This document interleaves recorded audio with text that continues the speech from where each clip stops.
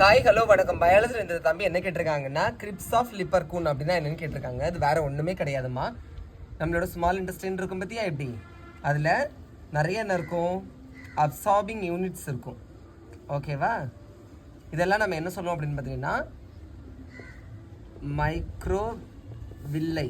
ஓகேவா, இந்த micro வில்லைக்கு in between கேப்பில் ஒரு ஸ்மால் டியூபுலார் கிளாண்ட்,